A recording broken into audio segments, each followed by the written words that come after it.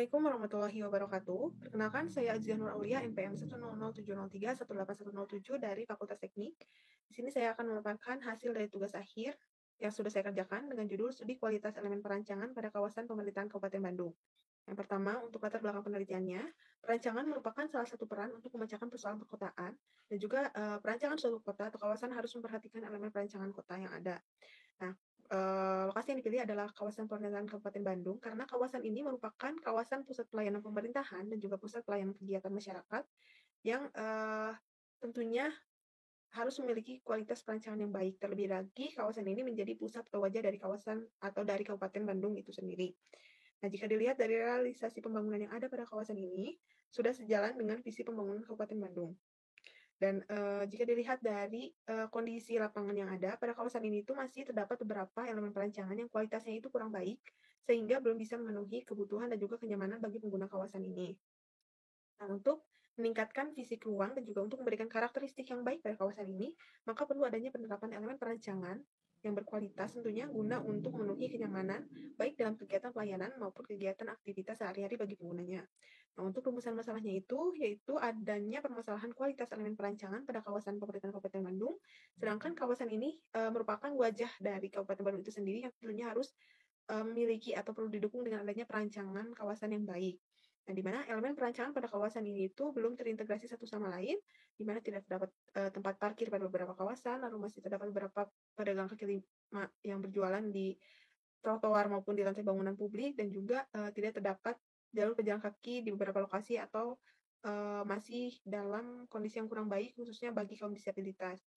Nah, dengan masalah tersebut, maka perlu adanya identifikasi kualitas perancangan pada kawasan pemerintahan Kabupaten Bandung, yang tentunya menimbulkan juga pertanyaan bagaimana kualitas elemen perancangan pada kawasan pemerintahan Kabupaten Bandung ini berdasarkan elemen perancangan menurut Hamid Syafani. Nah, untuk tujuannya itu untuk mengidentifikasi kualitas elemen perancangan pada kawasan pemerintahan Kabupaten Bandung. Nah, untuk metode penelitiannya di sini menggunakan metode MIS method, yaitu menggunakan penggabungan antara metode kuantitatif dan juga kualitatif. Lalu jenis datanya itu ada primer dan sekunder. Untuk primernya adalah ke-8 variabel elemen perancangan, dan juga untuk sekundernya literatur atau kebijakan yang relevan. Lalu metode pengumpulan datanya melalui kajian literatur, observasi, dan juga wawancara.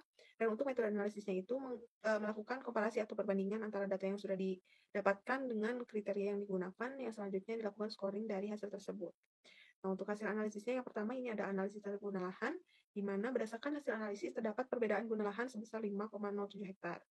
Nah, untuk analisis ketinggian bangunannya, di mana bangunan pemerintahan pada kawasan ini masih terdapat beberapa yang memang melebihi penentukan yang ada dan kurang dari minimal bangunan sederhana, yaitu sekitar 4 meter, dan untuk rumah negara 3 meter.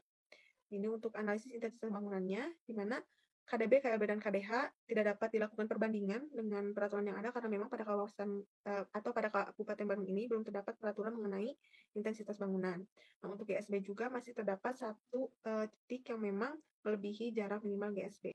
Nah, ini untuk analisis stay bangunannya, di mana terdapat beberapa bangunan modern di antara tradisional, sehingga kawasan ini tidak terlalu menunjukkan kontras dari bentuknya. Nah, ini untuk sirkulasi jalannya, di mana pada kawasan ini itu sudah dapat terhubung dengan kawasan lain, terlebih lagi pada kawasan ini sudah dihubungkan oleh adanya jalan tol dan juga sudah dapat mengakomodasi berbagai bentuk pergerakan. Ini untuk ruang parkirnya, di mana pada saat weekend sudah cukup memenuhi karena memang pada setiap bangunan itu sudah memiliki lahan parkir, namun pada saat weekend itu terdapat beberapa parkir liar yang diakibatkan adanya kepadatan pengunjung pada hari weekend. Dan juga untuk ruang parkir ini tidak mengganggu aktivitas yang ada dan juga sudah berada pada kawasan yang seharusnya. Ini untuk RTH, di mana pada kawasan ini untuk fungsi sosial budaya dan juga estetikanya itu sudah dapat terpenuhi, namun dari fungsi ekologisnya itu tidak dapat terpenuhi karena memang pada kawasan ini sudah hampir mendekati 30%, namun tidak memenuhi peruntukan bagi RTH privat dan juga pabriknya. Ini untuk analisis RTH, di mana sudah dapat mewadahi kegiatan masyarakat dan juga terdapat vegetasi pada RTH ini, namun tidak menghalangi masuknya sinar matahari dan juga sirkulasi udara yang ada. Untuk jalur pejalan kaki di sini sudah sesuai dengan dimensi atau lebar jalur pedestrian seharusnya, cukup aman dari lalu lintas, dan juga sudah mempertimbangkan jalur disabilitas, namun memang dalam kondisi yang tidak baik. Nah, untuk street furniture-nya juga sudah memiliki gaya desain yang konsisten satu sama lain. untuk aktivitas pendukungnya, sudah terdapat aktivitas pendukung pada kawasan ini sepanjang jalan sekitar kawasan ini, yang tentunya sudah dapat memenuhi kebutuhan tambahan yang dapat mendukung kegiatan aktivitas utamanya. Nah, untuk analisis penandanya ini sudah dapat mudah dimengerti, lalu signage sudah ditempatkan pada lokasi yang mudah dilihat dan juga sudah memiliki gaya yang konsisten.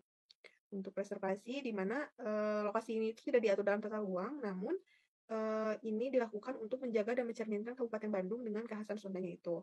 Nah, untuk desainnya itu sudah mempertimbangkan komponen Sunda, yaitu penerapan atap tradisional, dan untuk upaya perlindungannya itu dengan melakukan pemasangan atap tradisional pada bangunan-bangunan baru agar kedepannya itu lebih seragam dan indah dilihat. Berdasarkan hasil analisis yang sudah dilakukan, maka dilakukan scoring dari hasil tersebut, yang mana hanya subvariabel sirkulasi jalan dan juga signage dalam kondisi yang baik, sedangkan untuk sisanya dalam kondisi yang sedang dan juga tidak baik.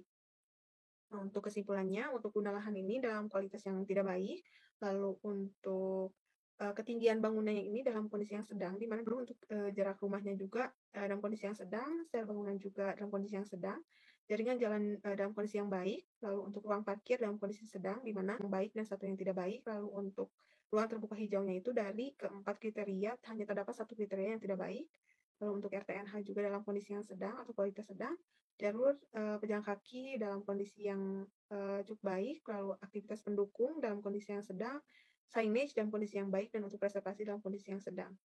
Mungkin sekian pemaparan atau presentasi yang sudah dari hasil analisis yang sudah saya lakukan. Sekian dari saya. Wassalamualaikum warahmatullahi wabarakatuh.